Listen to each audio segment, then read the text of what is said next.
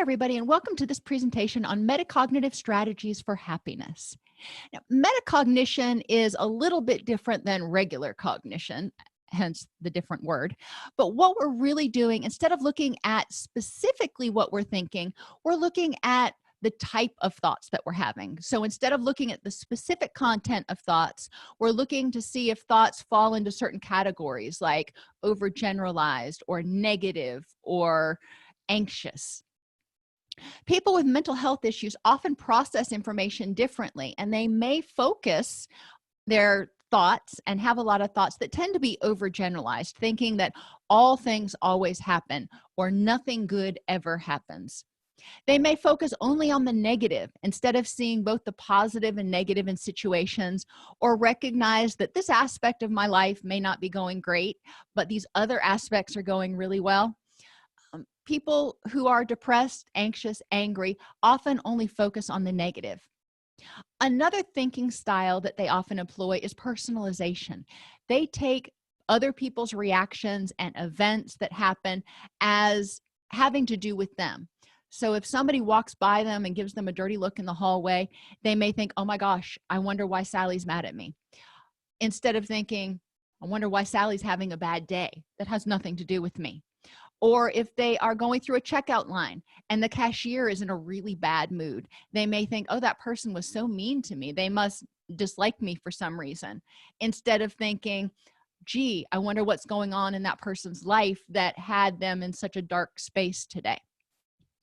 We want to help people examine their thinking processes and figure out if they're using strategies and thinking strategies that are helpful, or thinking strategies that are maintaining their distress and their upsetness. Often, thinking patterns that maintain our distress are only based on a nugget of reality and don't consider the entire picture. And we really want people to be able to take a step back and recognize that, okay, this may be going bad, or this may have happened, but what else? An example, if you're presenting at a meeting, most people are listening, but one person is sitting there playing on their phone. This happens in just about every meeting, every class, wherever I've been. What is your thought process? If you're focusing on the negative and overgeneralizing, you might think, nobody was paying attention. My presentation must have been boring and they think I'm stupid. The consequence to having these thoughts is that I feel stupid and I may be afraid to present again because I think they don't want to hear from me. The next question is this thought pattern justified or helpful? Is thinking this way helping me in my job, since clearly I was presenting for a reason? And the answer is no. And it's also not valid when all the evidence is considered. What would be a more helpful thought pattern? To recognize the positive and the negative. There was this one person that wasn't paying attention, but there were 29 other people who were. So most people seem to be paying attention. Not everybody will like my ideas, and that's just reality.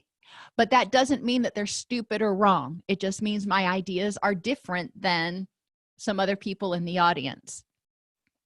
What's the consequence of this thought pattern? Well, when I think this way, when I recognize that, okay, I walk out of a presentation and I say, most people paid attention. They seem to be following along. Not everybody seemed to agree, but that's okay. How do I feel? Well, I tend to feel like I did a good job. I tend to feel like it's a good thing, and I feel more positive, and I don't feel anxious and hopeless. Another example, you're depressed after getting a divorce. You may focus on the uncontrollability of things, focusing on all of the aspects of being in relationships that are not controllable or predictable. And that is really scary when you start thinking about being vulnerable, recognizing that it can go south. People can cheat, people can lie, bad things can happen. If you want to focus on all those uncontrollable things, then you can. But is that helping you feel more confident, or is that contributing to your misery? Rumination on all the things that went wrong in the relationship and how, quote, all relationships end badly, and, quote, nobody can be trusted. That's that overgeneralization again. Well, when I think that all relationships go bad and nobody can be trusted, then I don't want to engage with anybody else. I want to stay in my house and stay by myself because, all other people are threatening. That again contributes to my misery and unhappiness. When I'm evaluating for threat, I may be constantly on alert for signs of relationship problems in any relationship that I'm in, friendship, romantic, or otherwise. So I may be constantly looking at that person for microaggressions or for small indications that they may be bored, or if they look at somebody who walks by, I may be on alert and think, oh, that means they're cheating.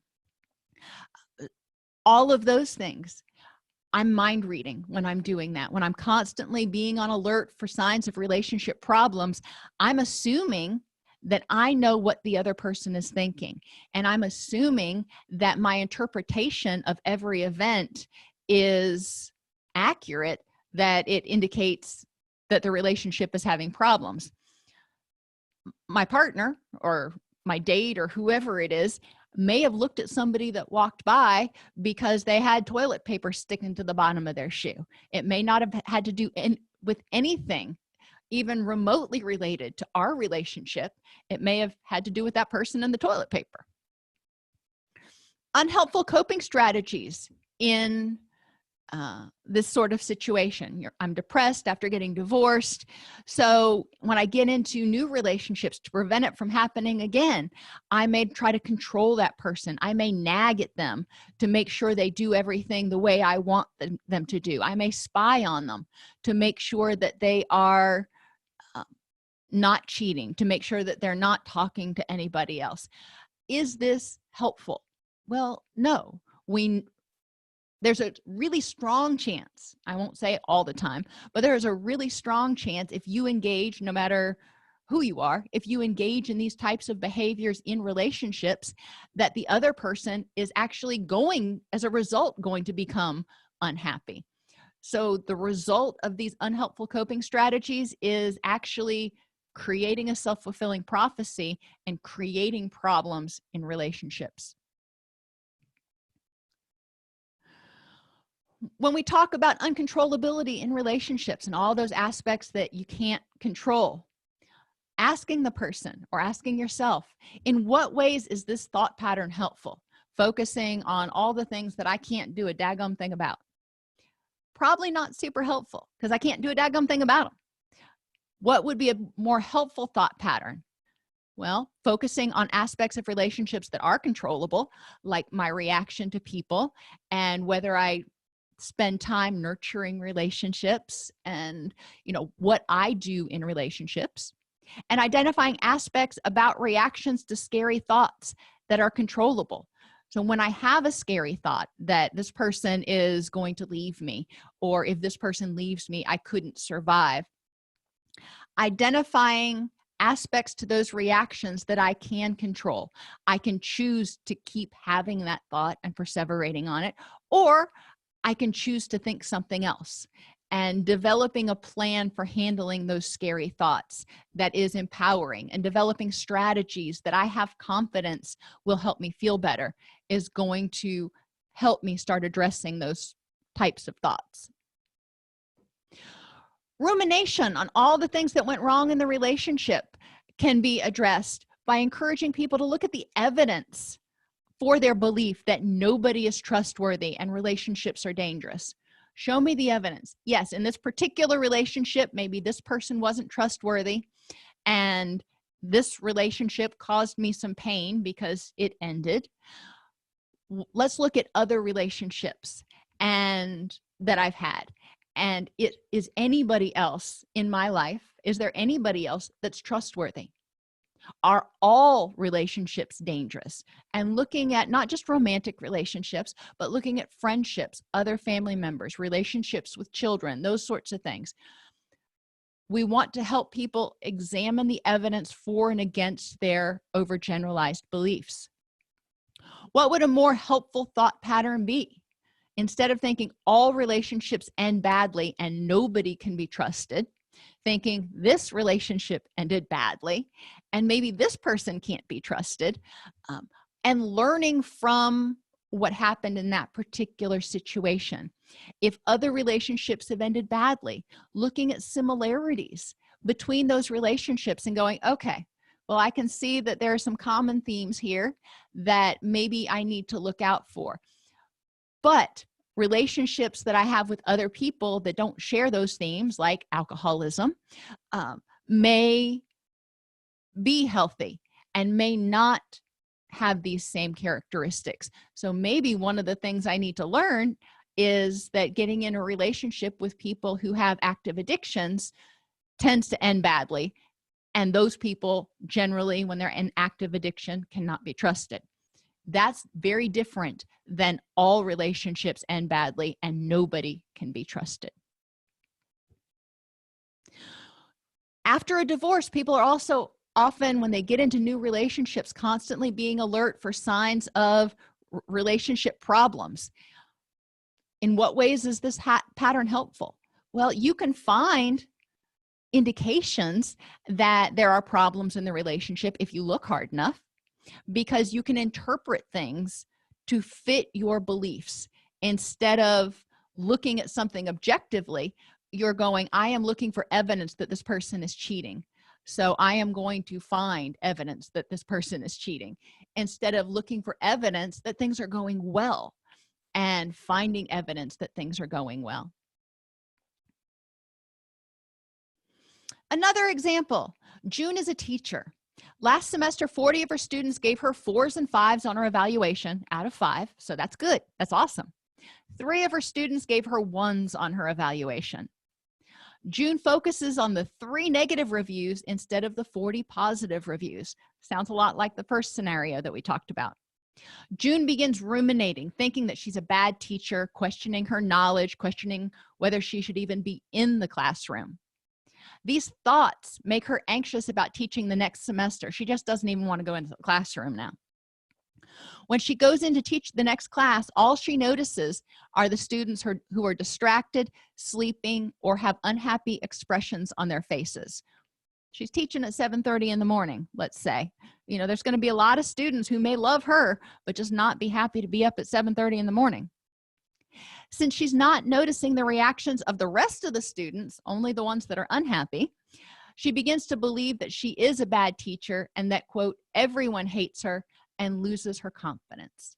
So you can see how our interpretation of things and what we pay attention to can go a long way toward affecting our reactions and how we feel about life and what's going on.